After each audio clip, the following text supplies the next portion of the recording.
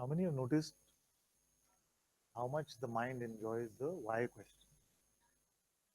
Just loves it. Why is this happening to me? Why me? Why is it like this? Why am I not getting it? See? Three letters. WHY. And it completely abhors the who question. WHO. Just one alphabet is different. And it is completely attracted to this why question and completely repelled by this who question. Why is it? Why is anything consciousness?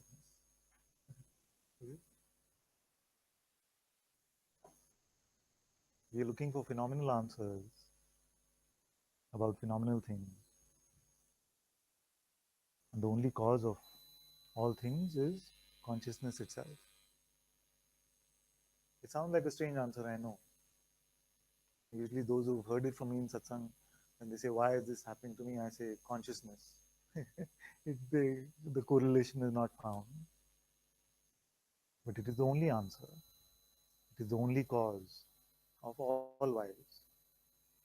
And all effects are also experienced in consciousness itself.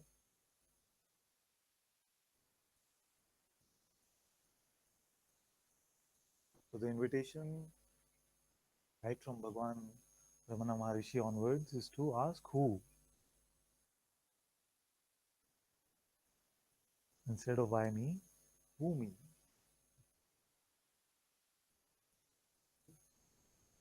Because till we clarify who we are, the whys of this life really don't make sense. And we've tried this often, haven't we? We've made conceptual frameworks about things which will make our life work. And we see that something starts poking, and the whole thing comes down like a house of cards. And we start fresh again and we rebuild. You see? You say, now this is going to work for me. Like he was saying, I went to previous master, now am I on the right track now? You see, so we're building. And these frameworks don't work. The so-called knowledge that we have about running our life, it doesn't work because it's only conceptual. So we're moving away from conceptual knowledge, which is just belief actually, just opinion. We have many opinions about things, but what do we truly know? We don't even know, and we can say this for most of disappearing humanity, we don't even know who we are.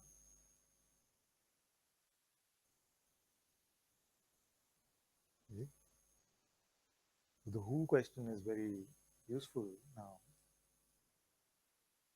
I would say, if it is at all possible for you to prioritize it over the why question for some time, you'll find that a lot of clarity will come. Because the why question is dependent on a presumption of me. And the who question will lead to clarity about who you are. The only confusion ever is a confusion about mistaken identity.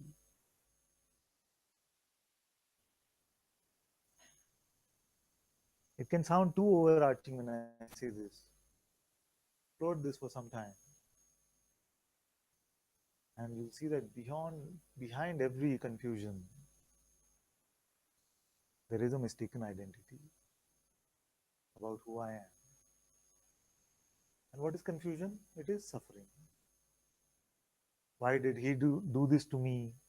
Why did she do this to me? How could I have done that to them? Guilt or grievances, guilt or resentment, false ideas of doership,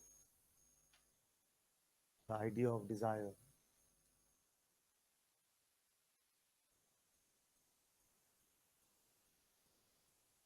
And if we ask ourselves, who am I?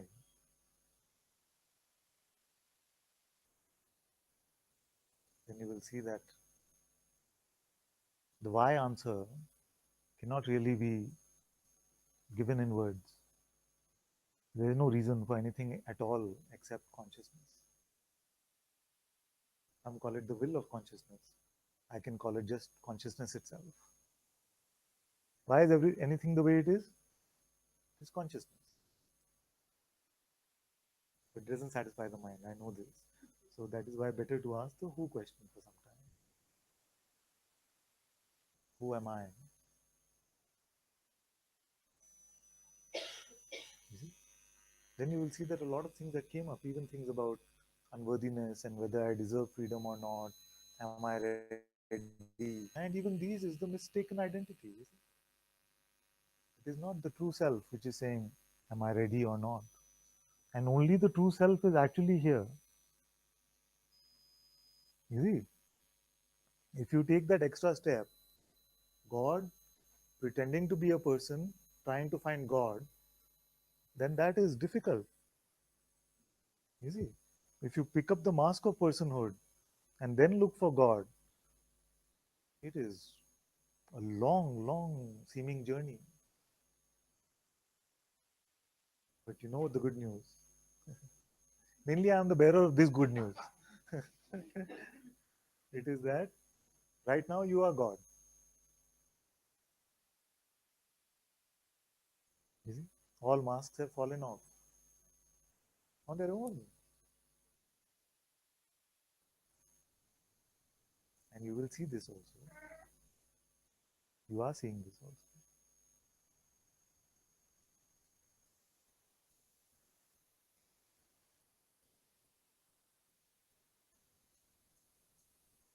The person is only a pretense of God, only the mask of God.